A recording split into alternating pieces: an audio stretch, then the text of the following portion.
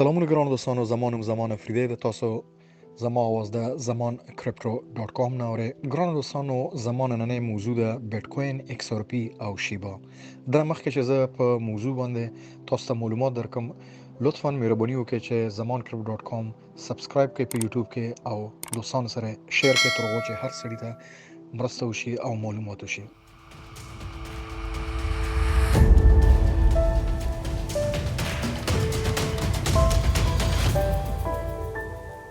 ګرانو دوستانو، د بیت کوین په اړه تاسو مونږ ډیر زیات معلومات لري، خو زه چونکه فرش نیوز ګورم او تاسو د زمان crypto.com له چینل نه دا خوروم چې نن تازه حالات څه دي هغه ده. crypto.com چې ما څومره تجزیه ک او ومه کته د هغه نور تاریخ پس نه ګرځم په دې چې ټول پویږي، خو لند به زه تاسو ته دا وایم چې د بیت کوین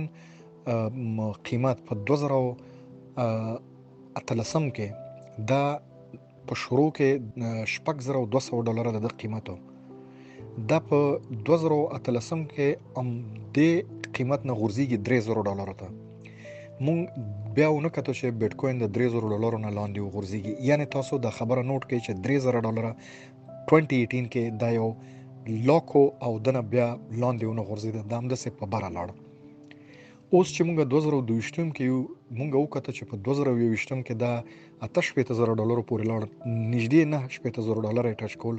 خو دا برته مارکیټ چې چونکه ټول د نړۍ سهم مارکیټونه ټول کراش شو، نو بیت کوین یا کرپټو کرنسي صرف نه دی شوی. انفلیشن د دنیا کې د ډیر وجوهات دي، متاسو ویلي چې روس او قزاقستان او د امریکای انفلیشن او د ریزرف فیصله او جیوپولیټکس او دا ټول بانکونو دا چې ټول یو ځای کې د باندې اثر پریوته دي. خو زه به دا وایم چې بیت کوین برته راغلی نن په ودر شو کې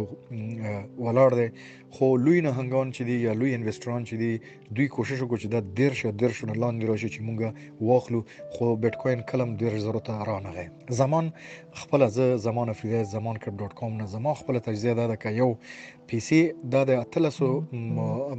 دی دغه نه په 2013 کې دا د $3000 نه لاندې رانغی او په 2022 کې دا د $10,000 ته رسیږي نه، خو کوم رسیږي لیټ سي چې دا به وي چې او رسیده، خو د $10,000 نه لاندې رانغی. نو د دې څه مطلب شو؟ د دې دا مطلب شو چې بیت کوین هر 2-3 کالو کې جمپ هي $10,000 هغه غلط خطرناک حالات کې چې حالات خي مخکزي. نو د دې دا مطلب ده چې بیت کوین پوسیبل ده چې دا په ډیر لږ وخت کې 3 کالو کې دا د $100,000 یعنی $1,00,000 ټچ کی. په دې چې ما تاسو له مثال درکړ چې 2013 کې دا د $6200 نه وغورځیده $3000 ته، او دا بیا $3000 چای مخونه کته. اوس دوی ډیر زیات کوشش وکړي چې دا $10,000 ته راشي چې مونږ خزيات واخلو فیوچر د لپاره، خدای ونه شو کولای چې $10,000 ته ورسي. یعنی دلته دوه رقم یا ارقام یا عدد ز تاسو له نوٹ کوم چې 2013 کې $3000 او په 2022 کې $10,000. نو د دې دا مطلب ده چې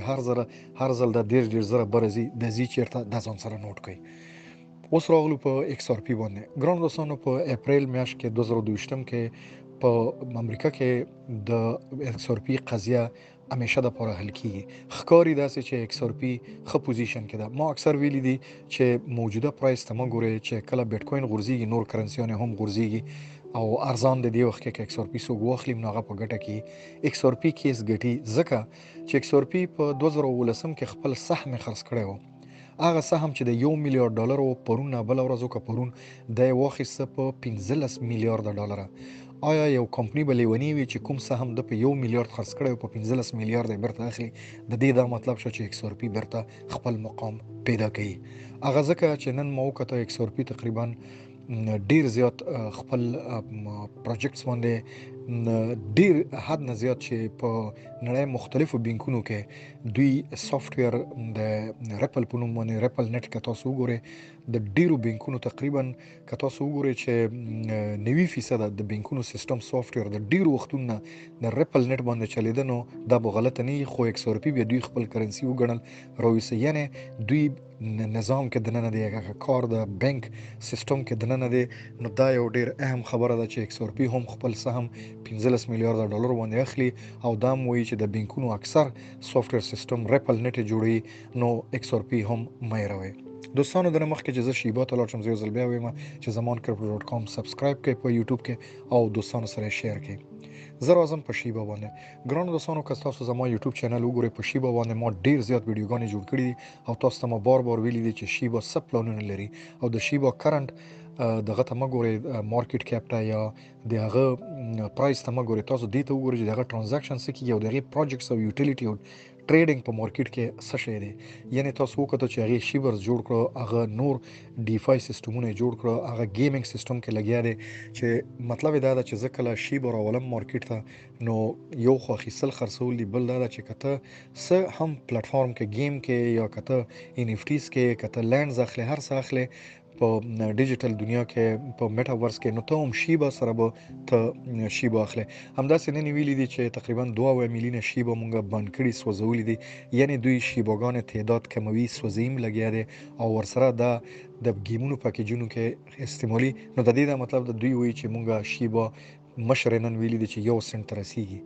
نو د شیبا قیمت 1 سنت ته برته را رسیدو ولاده دا د دې اعلان ده. نو زه د خبرې مخالفت ځکه نه کوم او زه ذهن مې دا خبره ځکه مني چې دا 1 سنت ته را رسیږي ولې چې مونږ او نور زموږ دوستانو نن واخیسه په دې چې شیبا اینو